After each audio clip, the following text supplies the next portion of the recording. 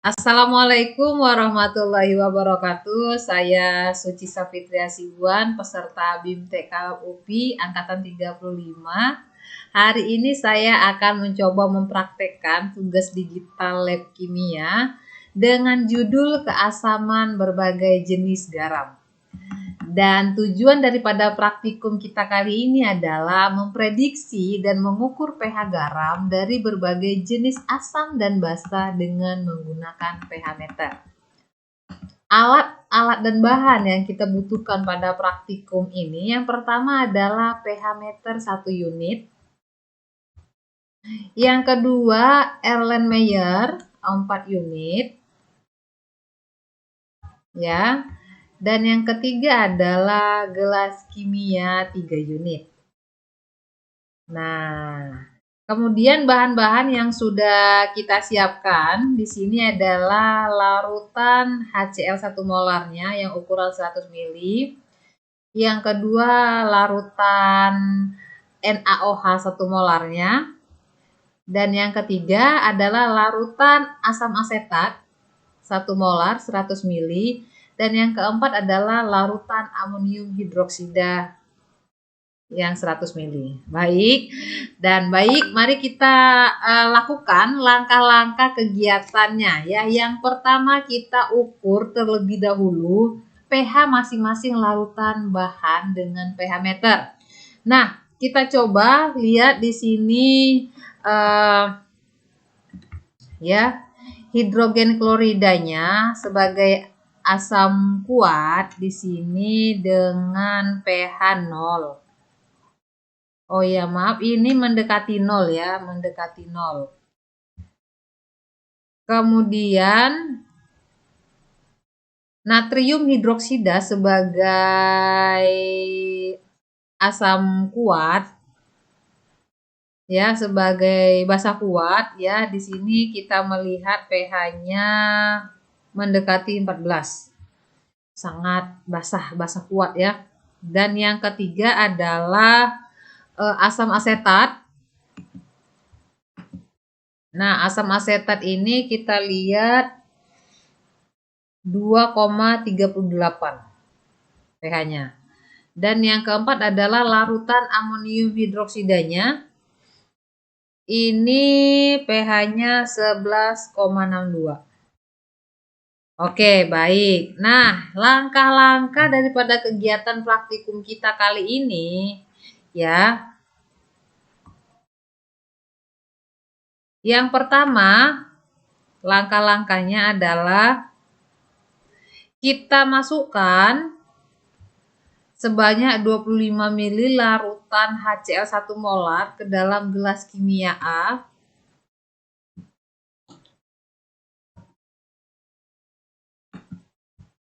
Baik, kemudian kita masukkan sebanyak 25 ml dari larutan basa kuatnya ya ke dalam gelas kimia A. Dan mari kita ukur dan kita amati perubahan pH larutan yang dihasilkan.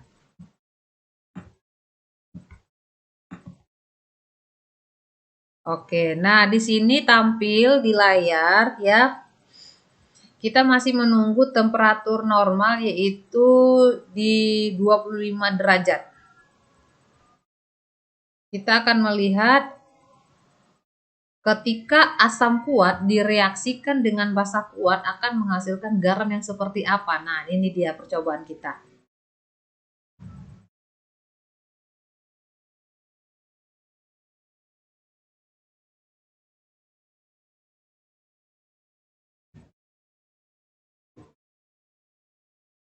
Kita masih menunggu ya reaksinya sampai temperatur suhu normal.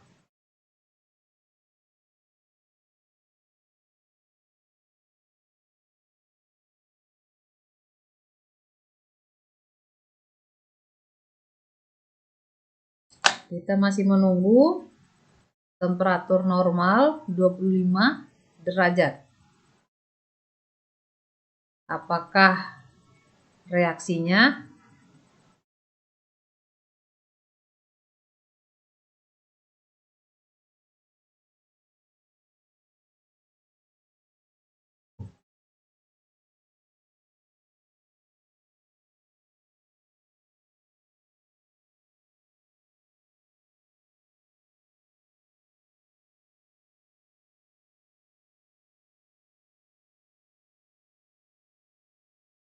Oke, baik. Nah, daripada percobaan kita kali ini, kita bisa melihat bahwa ketika asam kuat direaksikan dengan basa kuat akan menghasilkan garam yang bersifat netral, yaitu 7.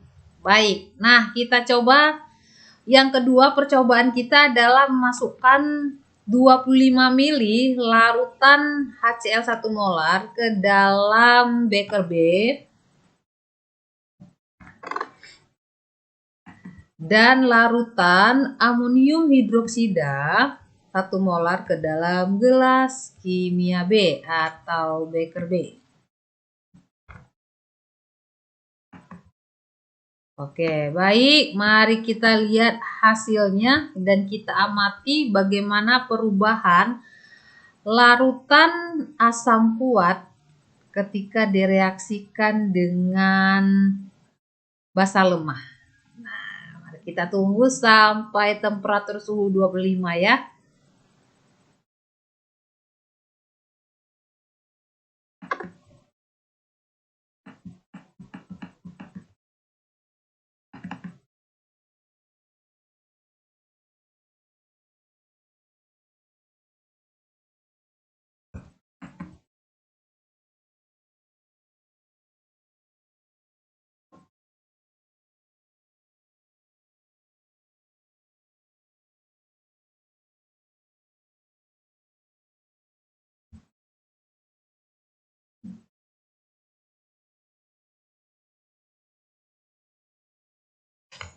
Baik, kita masih menunggu.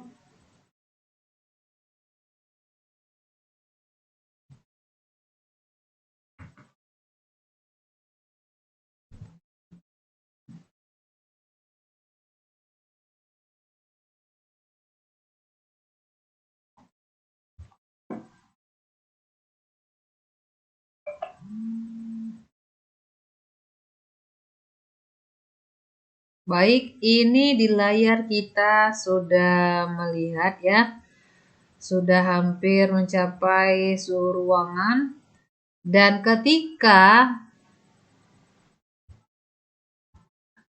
larutan asam kuat direaksikan dengan larutan basa lemah, maka akan menghasilkan garam dengan pH 4,78. Artinya ini bersifat asam. Ya, bersifat asam. Baik, ya. Nah, kita mencoba larutan yang terakhir nih ke beker C. Kita coba masukkan sebanyak 25 mili larutan NaOH 1 molarnya ya ke dalam beker C. Dan kita masukkan pula sebanyak 25 mili larutan asam asetatnya. Nah, ke dalam beker C. Dan mari kita ukur dan kita amati perubahan pH larutan yang dihasilkan dengan menggunakan pH meter. Oke, baik.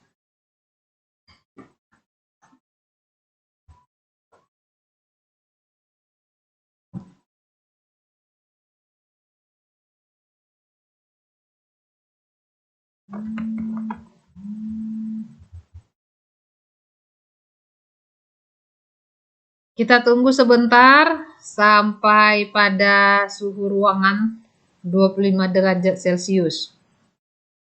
Dan kita lihat hasilnya nanti ya. Apakah kedua larutan ini ketika direaksikan akan menghasilkan garam yang seperti apa?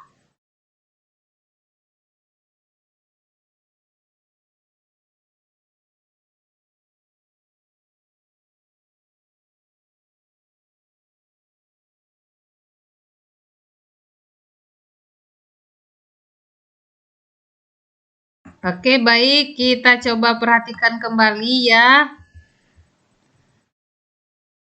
Nah, ini dia ketiga di beker C kita bisa melihat kembali ya bahwa ketika larutan larutan asam lemah direaksikan dengan larutan basa kuat akan menghasilkan garam yang bersifatnya basa. Karena di sini kita melihat pH daripada larutan di beker C ini 9,23. Maka kesimpulan daripada praktikum kali ini adalah asam kuat direaksikan dengan basa kuat akan menghasilkan garam yang bersifat netral, ya. Kemudian, larutan asam kuat ketika direaksikan dengan basa lemah akan menghasilkan garam yang bersifat asam. Oke, baik. Dan yang ketiga adalah asam lemah ketika direaksikan dengan basa kuat maka akan menghasilkan garam yang bersifat basa. Nah, begitu saja ya praktikum kimia saya kali ini. Saya ucapkan terima kasih banyak kepada Bapak Nurul. Dan ini adalah effort saya yang dimana saya ini adalah guru PKN ya Pak Nurul. Semoga apa yang saya buat ini cukup maksimal buat Bapak. Terima kasih ya Pak. Saya tutup dengan wassalamualaikum warahmatullahi wabarakatuh.